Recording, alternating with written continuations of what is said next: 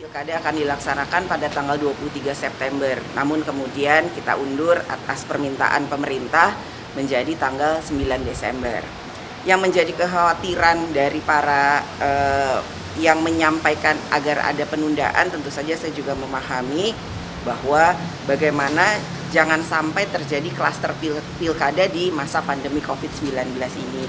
Jadi tentu saja yang harus kemudian kita sama-sama jaga adalah bagaimana kita kemudian mematuhi protokol kesehatan COVID-19 ini, yaitu menjaga jarak, kemudian tentu saja memakai masker, dan kemudian sering mencuci tangan. Bagaimana caranya? Tentu saja ini harus menjadi perhatian dari semua pihak, yaitu penyelenggara pemilunya yang ikut dalam kontestasi dan tentu saja juga pendukung dari pilkada tersebut. Jadi saya harapkan bahwa kita mempunyai kesadaran dan kedisiplinan untuk tetap menjaga jarak, tetap memakai masker dan mengikuti aturan-aturan yang ada, yaitu bahwa membatasi kerumunan, tidak diperbolehkan melakukan mobilisasi massa dan lain-lain sebagainya. Karenanya saya juga meminta kepada KPU, Bawaslu untuk segera mensosialisasikan terkait dengan aturan-aturan tersebut secara detail dan tentu saja bisa dipahami bukan hanya oleh petugasnya tapi juga masyarakat. Yang harus diatur itu protokolnya, aturannya, kedisiplinannya.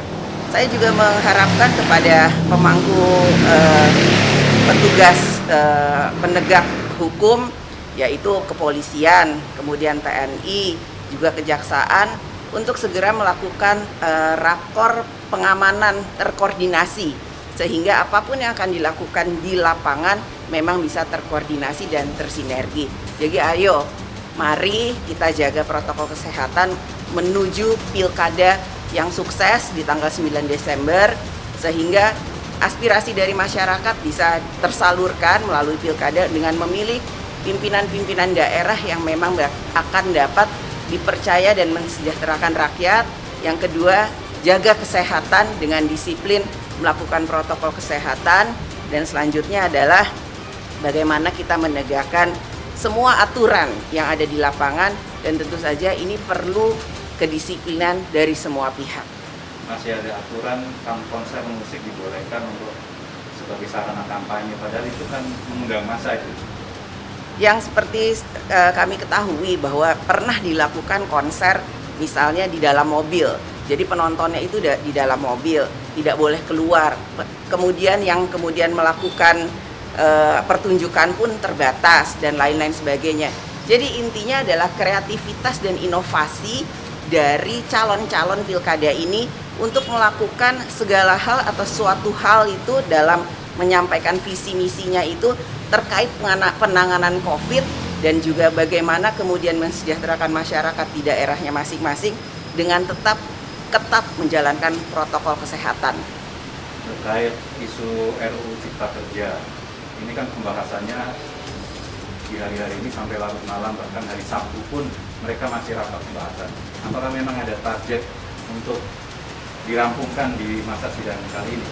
Yang bisa saya sampaikan adalah bahwa DPR akan tetap terus membahas RUU Cipta Kerja secara hati-hati, transparan, terbuka, dan tentu saja dengan mengedepankan dan mengutamakan kesinambungan pelaksanaan dari hasil RUU Cipta Kerja ini, sehingga mempunyai legitimasi yang kuat untuk bisa dipergunakan dalam membangun bangsa dan negara.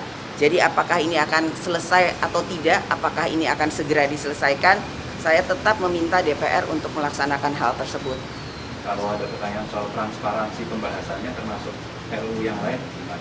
Saat ini kan kita bisa melihat pembahasan dari RUU Cipta Kerja ini dilakukan secara terbuka, bisa dilihat juga di TV parlemen dan lain-lain sebagainya. Akan ada tim yang kemudian merumuskan secara baik dan benar, transparan, dan tentu saja mempunyai legitimasi yang kuat untuk membangun bangsa dan negara. Yang terakhir terkait kebakaran Kejaksaan Agung, kemarin polisi merilis ada dugaan kesengajaan. Gimana tanggapan itu? berikan kesempatan kepada polisi untuk melakukan penyidikan, dan hal ini sudah dilakukan. Jadi kita tunggu hasil penyidikan dari polisi, bagaimana hasilnya, yaitu yang nanti akan kita kemudian berikan pendapat kembali. Jadi berikan kesempatan kepada polisi untuk menyelidiki dan melakukan penyelidikan sampai kemudian didapatkan fakta dan bukti di lapangan apa yang harus kita lakukan.